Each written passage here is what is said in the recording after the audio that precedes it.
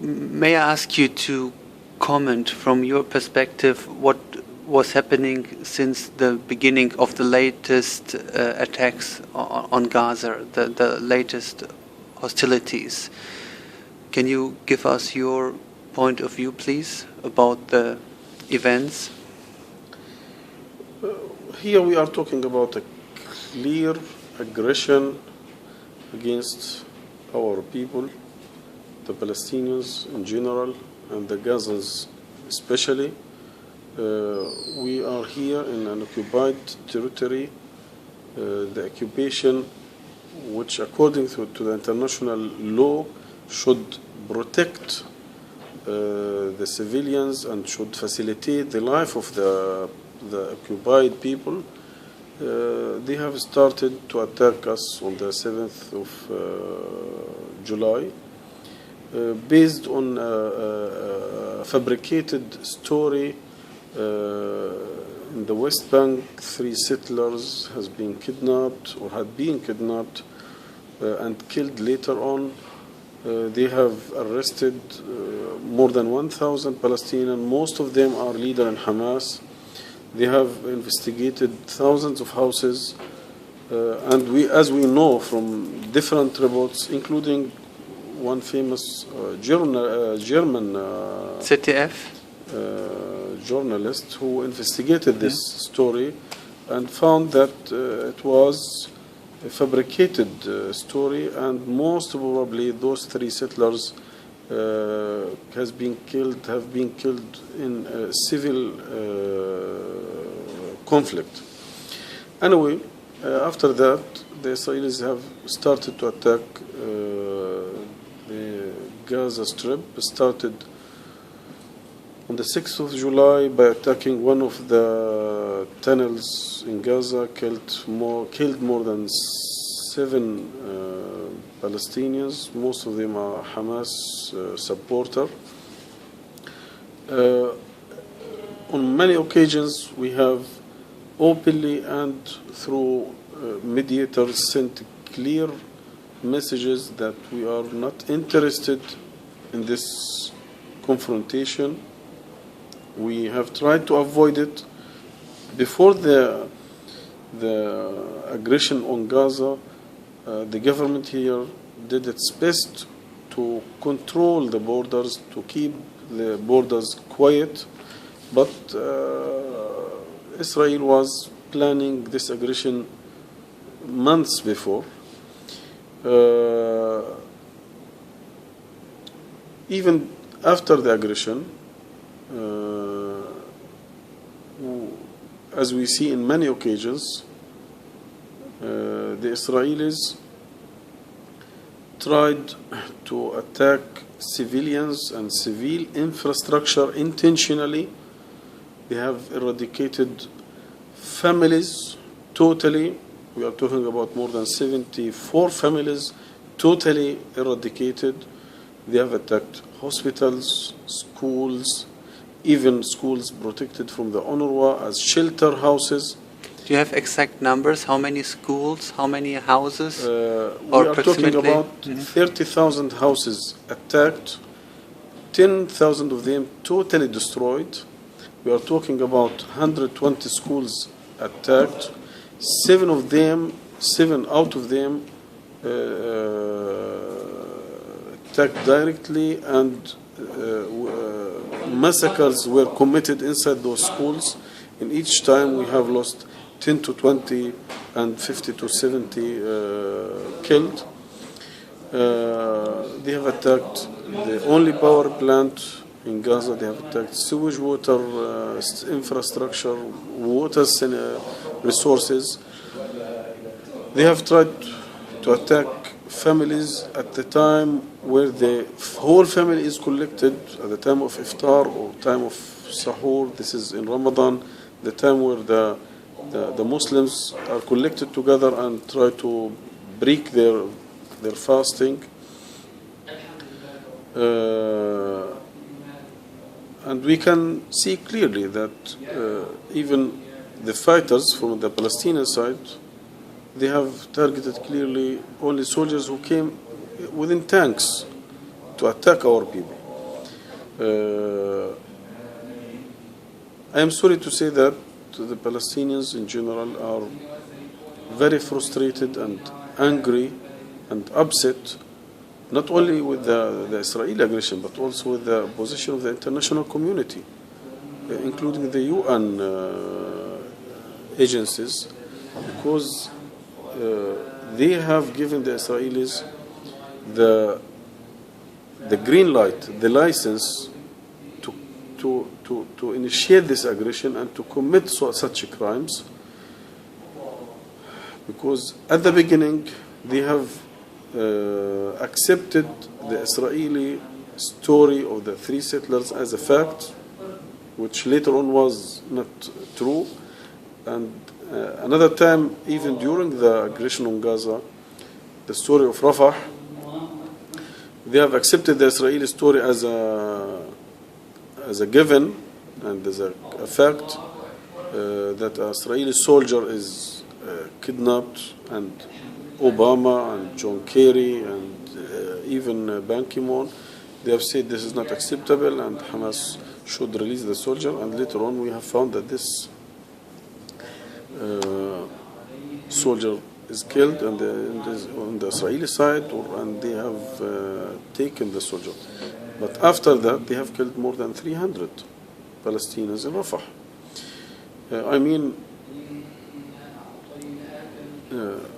The Israelis attacked our people. They have taken a green light and the license from the international community, from the Western countries, especially Europe and the Americans.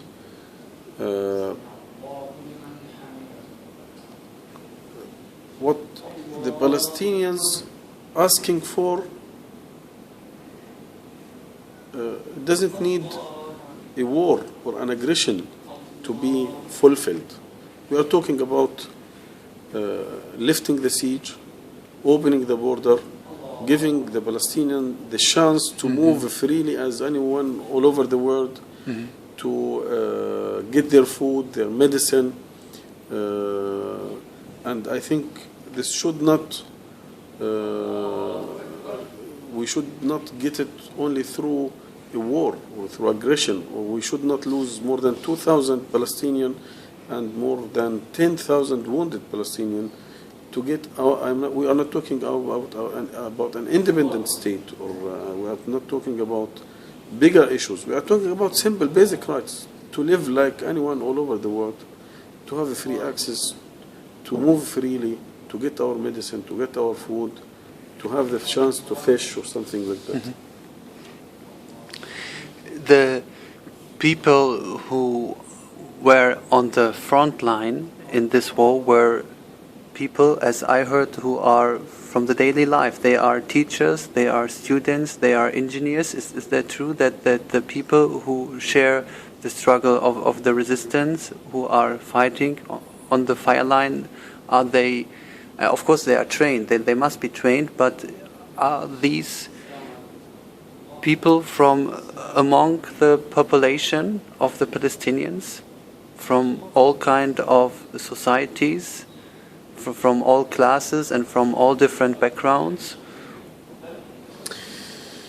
Look, at the political level, you will find that all Palestinians here, doctors, nurses, teachers, will support the right of Palestinians to resist the occupation and to struggle for getting their rights of an independent state, with East Jerusalem at least as a capital. You will find from all factions at all social levels.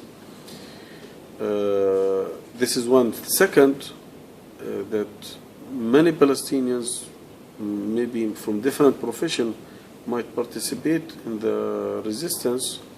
This could be true, but we are talking about they are not fighting from within the Palestinians. They are fighting on the front, in front of the tanks. I don't know how long are you here, but I am sure maybe for 2-3 weeks you are here. Yes, exactly. You haven't seen any armed man? No, nobody. I have seen nobody armed. which mean the resistance or the fighters are not living within the people, within the houses or near schools or near mosques. I think nobody have seen here, even we haven't seen them. We know that they are in the front, they are fighting against the Israelis, but this is an honor for us that our fighters know exactly what to do, where to do, and when to do. They never harmed the civilians. No way. And you can meet all people here from all social levels and from all professions and from all political factions. You will get a clear answer and clear message about their support to the resistance to get our rights. We are talking about basic rights. By the way, why it is forbidden for the Palestinians from all profession to participate in the resistance against the occupation, but it is allowed to recruit 70,000 Israelis who are also engineers and doctors to come to the borders of Gaza and to kill our people. Why? Why is allowed that? I mean, they are civilians also, or not? I mean, all over the world, in Germany, in France, in America, when the people fight against the occupation or against the dictatorship, all levels, or social levels, all professions try to do something to support the occupation. This is not a mistake, or this is not. This is an honor for any Palestinian to do it. Again, therefore, our fighter know exactly what to do, when to do, and where to do. And do you think that if you try to imagine what could be the reason for the attack on civilians on purpose and on civilian infrastructure, could be one reason that they wanted to destroy or to lower the support of the resistance? Could that be one reason? Or how do you explain it? Yes. I think there are more than one reason. First, since 1948, if you study our history, you will find nearly each year or each month sometimes a massacre from the Israelis against our people. In Deir Yassin, in Khan Yunis, in Kufr Qasim, in Qibya, in Qana, Sabra Shatila. This is the ideology of the Israeli army, of the Israelis in general, to use the highest possible fire in the war, and to commit massacres as a cause to push people to flee out of the area.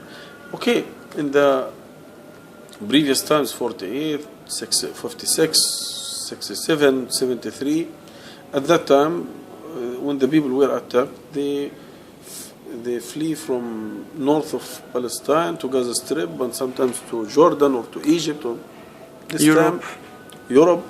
This time we have no access to any first. Second,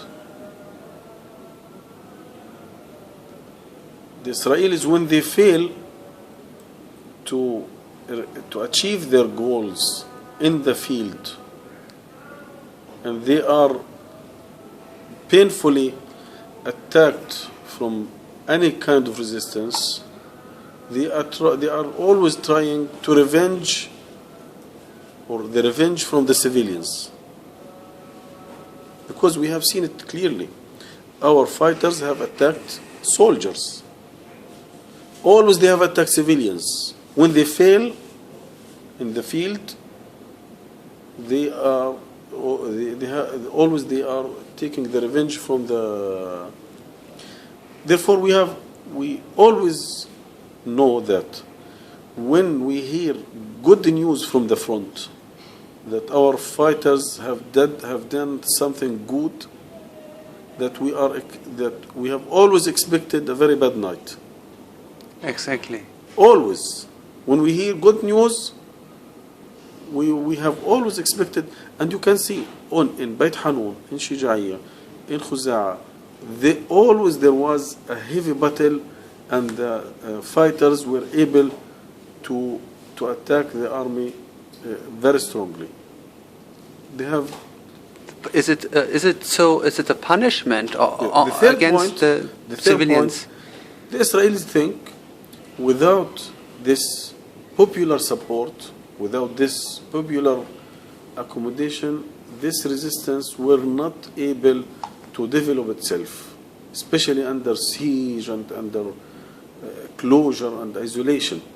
Therefore, those should be punished because they have supported the resistance. And by the way, maybe you have heard it from somebody. I have heard from many people here in Gaza. They have been called from the IDF. Hello, you have to leave your house and you have to ask your family to leave the building. Why? Because we are going to attack the building. And someone said them, why to attack my house? I am not Hamas. I am from Fatah. I am from the security forces related to Abu Mazen. Why to attack my house? You will be attacked because you have accepted to live in the same building with a fighter or with a terrorist, as according to their language. I mean, the whole family, the neighbors have been punished because they have accepted this man to live within this building. I mean, they have tried to punish. We talk in Arabic to burn the consciousness of the civilians. By the way, they have said it clearly. When they have given the people few hours as a humanitarian pause, humanitarian ceasefire, one of the goals was that those people will return back to their houses and see the destruction and see the damage.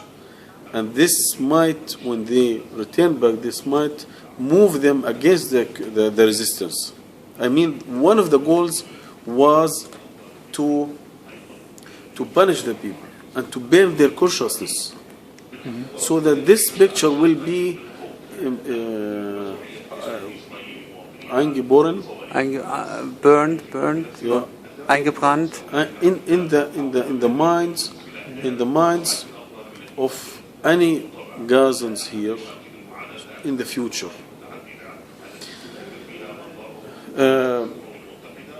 But I am sorry to say that the Israelis are silly and idiot, because we are talking about a political problem. We are not talking about a geographical conflict, or we are talking about a political problem. Occupied people resisting the occupation. This cannot be solved with any kind of power, with any kind of punishment.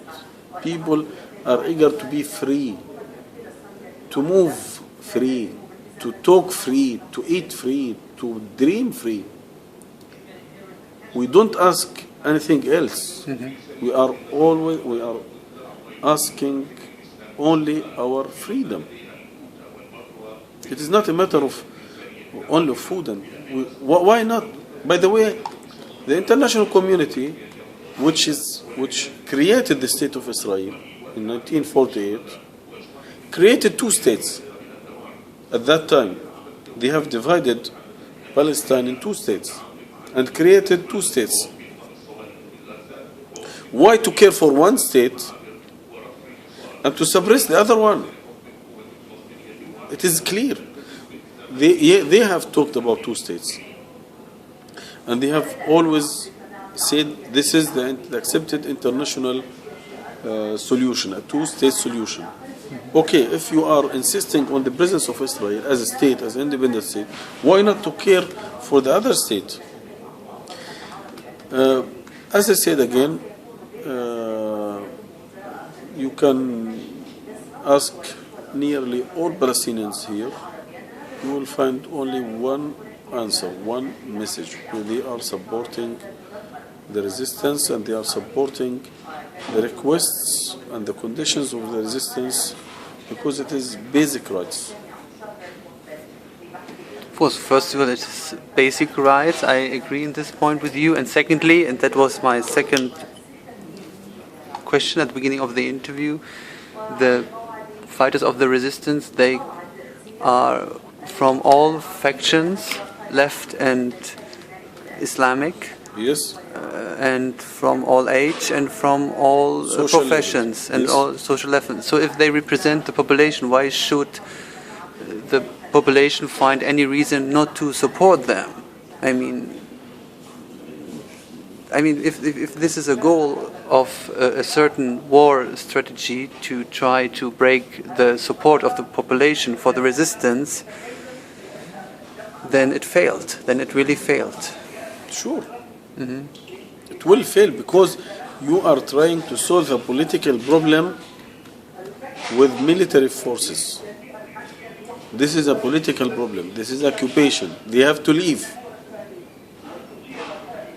By the way, this aggression is not the first aggression, and this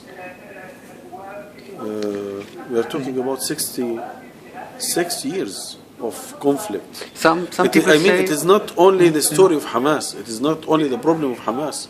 No, there are a lot of factions, a lot of parties. Even in the history. Even the history. I mean, Hamas is 20 years old. 20 years old. It's a young party. It's a young party. Is 40 years old. But before this, yeah.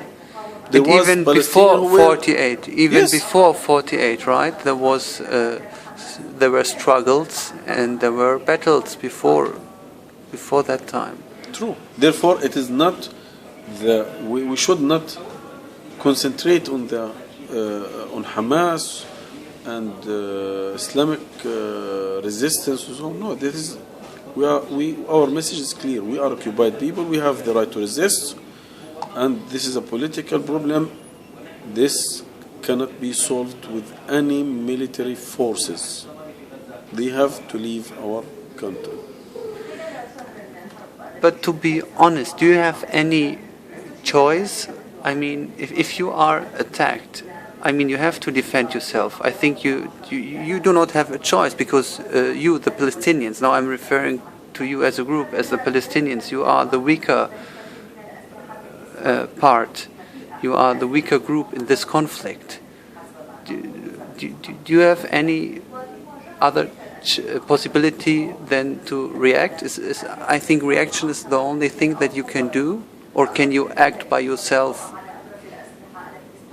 Do you have a chance to influence the I mean, you say military solution is not possible for a political problem, but do you think you can achieve a solution for this political problem, or does the other side, now I'm referring to the Israeli side, does this side have to achieve the political solution because they are stronger? Nobody denies that the other side is stronger because they have more military technology. Look, military technology and military facilities is not the only factor within this very complicated conflict. They also have more money, more international relations, yes. and more support in the United Nations. Okay, true. First, we don't deny that they are stronger, they have more military forces, they can commit massacres. But first, according to the history, no military force all over the world and along the history was able to defeat people who are asking their freedom or fighting for their freedom. We have many stories in Vietnam, in South Korea, in France against the Nazi, in Spain against The fascists, in Algeria against the French, this is in the whole history. Africa, yeah, First, in second, whole Latin America. yes. Second, Israel depend mainly on two pillars, on two main things: the military power, the military forces, and their image in Europe, in America, in the West. I mean, their image that they are a democratic country which respects human rights. That Israel is an extension of the West.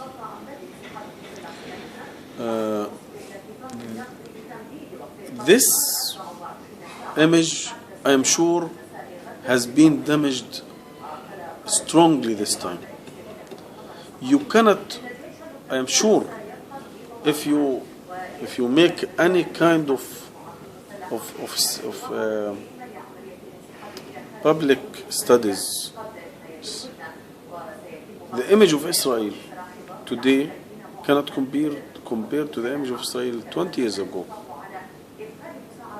Today you have seen demonstrations in front of the White House in New York, hundreds of thousands in London, in Paris, in Germany. I mean, this image has been damaged. And okay, this is a collective process. The second, okay, you have more power, you have more military forces, but we know that military forces has also limits. Okay, you have destroyed thousands of houses, you have killed families. Okay, what's the result? You have killed children and women. You have always limits. You can do, they have done what they can. Okay, the next time maybe they will attack Gaza with a nuclear bomb or chemical weapons. But they were not able to enter Gaza, I mean through a ground invasion, because they were sure that they will lose much and much if they enter Gaza. And they have tried around the borders to enter Gaza, and they have lost much soldiers and officers and tanks and so on. I mean, okay, you can from the air attack the cities, but without entering the city, you cannot register a victory. By the way, we have survived the time where Israel were able to control Gaza Strip, the whole Gaza Strip, with 2 jeeps. Yes. And 8 soldiers. For many years. Yeah, and a lot of settlers a lot of colonialists live in Gaza But they for cannot many do- years. Today, in Ramallah, 1 jeep can enter Ramallah, arrest anyone, and leave. Yeah. They can shoot even people in their houses in Nablus and in many other Therefore, cities. okay, you have a military force, but you cannot at the end do what you can, because at the end, even military force has its limit. The Americans, they have occupied Afghanistan 4 years, but what have they done at the end? Nothing. I mean 14 years. Nothing, and they are now trying to find way to leave, because they are losing everyday soldiers. Yesterday they have lost one of their biggest officers from the people who are trained by the Americans. They have occupied Iraq. What they have done? Nothing. They are trying to leave.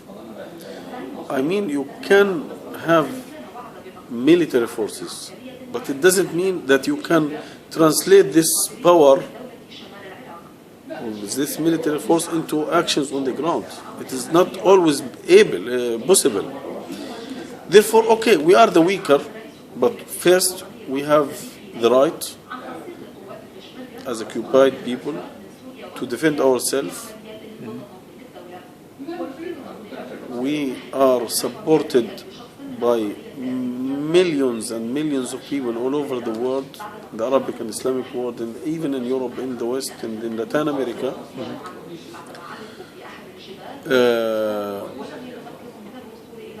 The Israelis have their own weaknesses, even inside Israel. Therefore, okay. But I really want to ask again, as Hamas, what can you do as Hamas, as a political party, to bring a perspective on the solution of this political problem? There is a political problem, as you mention it, the occupation. And so, what can you do now? You are in a defense position. You are defending yourself. So now there's a ceasefire. You have limited possibilities. First, Hamas accepted to be part of the political process in 2006 and participated in the election and win the election. And win the election, yeah, we know that. And they have rejected the results. They have refused and they have rejected the results and isolated Hamas and isolated Gaza Strip. I mean, this is not our mistake. This is their mistake. Yeah, I know, but what can you do now? Second, we have tried all the time to say, okay, we are occupied people. What we want is our freedom and independency.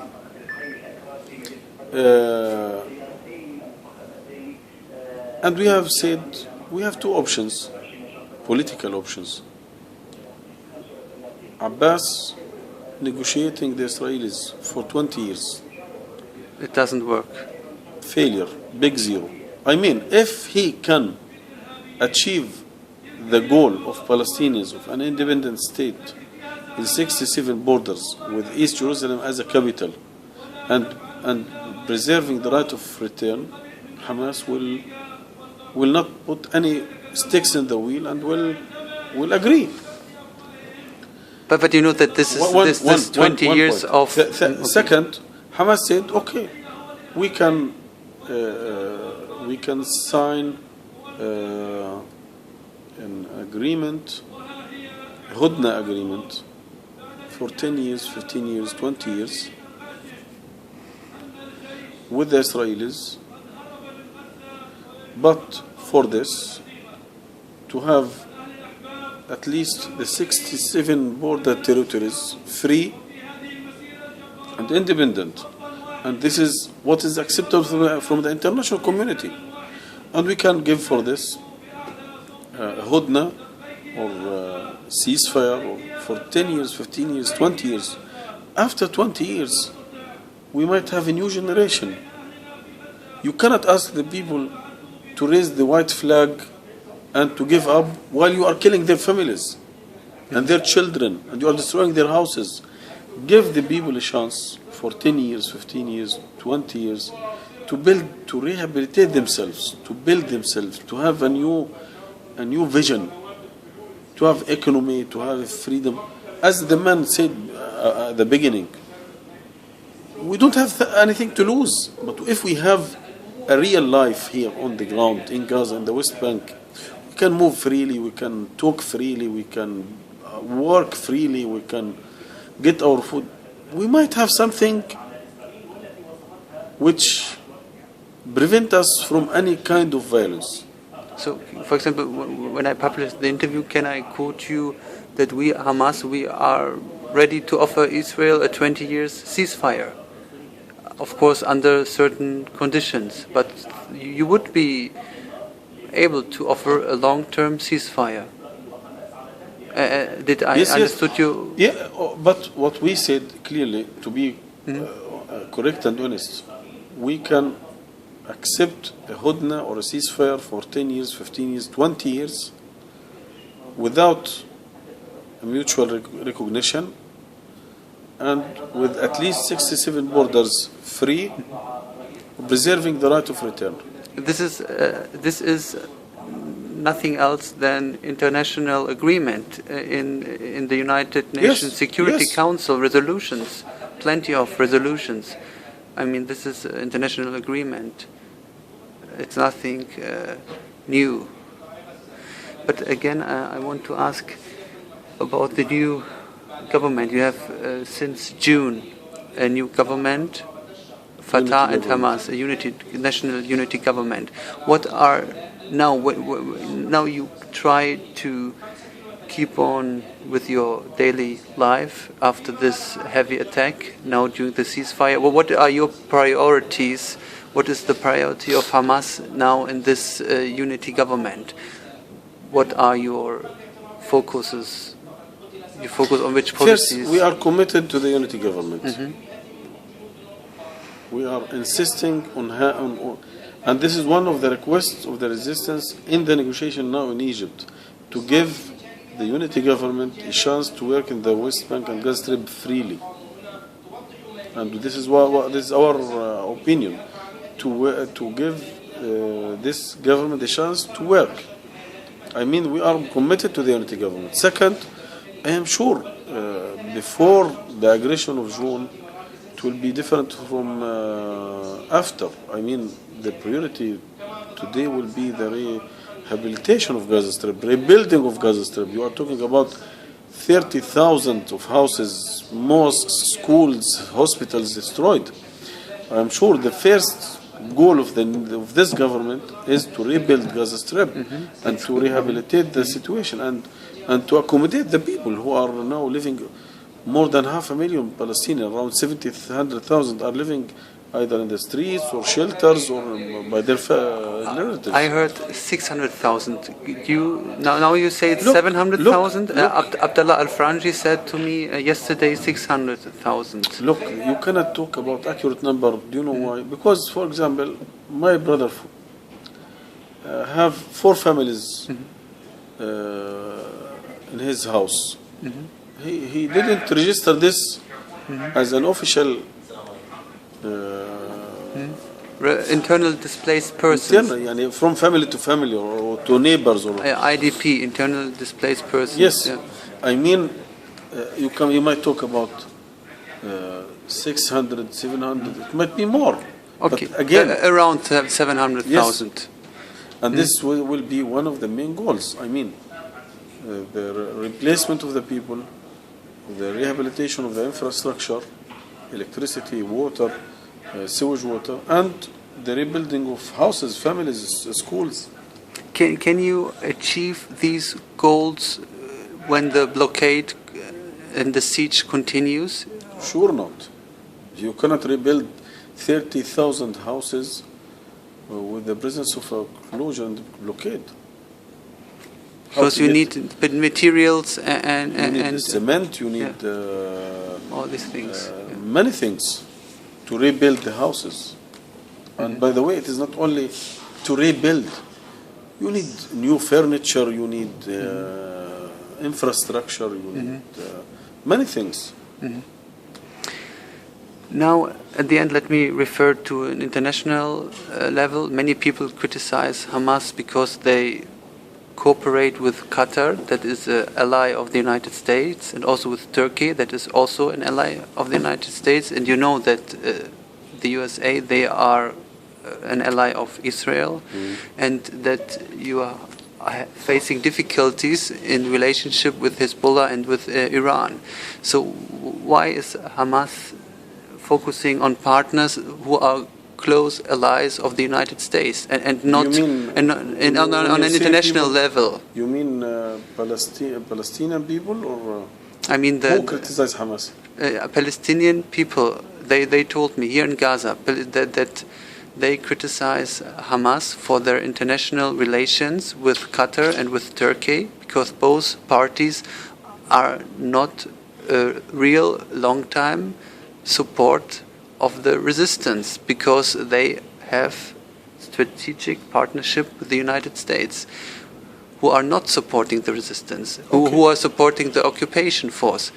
And Palestinians in Gaza, they clearly criticize that Hamas has weakened its relationship with the real resistance, with the Hezbollah and with the Iranian government.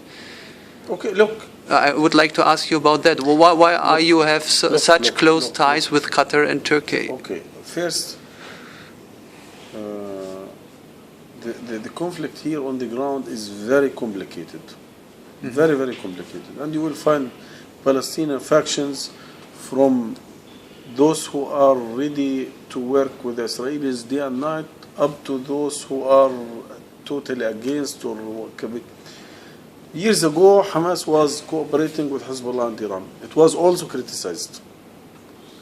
And when we kicked out from Syria, and the only state who was ready to receive you, receive Khalid was Mashal, Osama Qatar. Hamdan. By the way, Palestinians tried all the time, to be between brackets neutral in the region. I mean, anyone, any society, any institution, any country who is ready to support us, we are ready to cooperate with them without being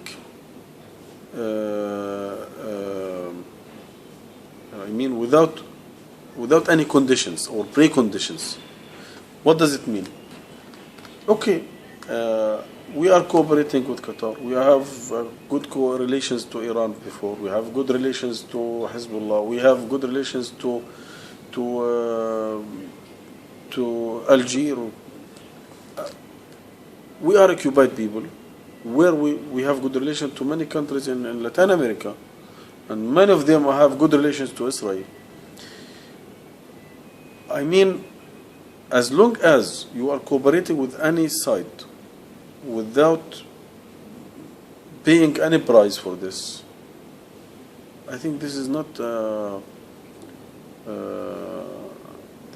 wrong strategy. The third point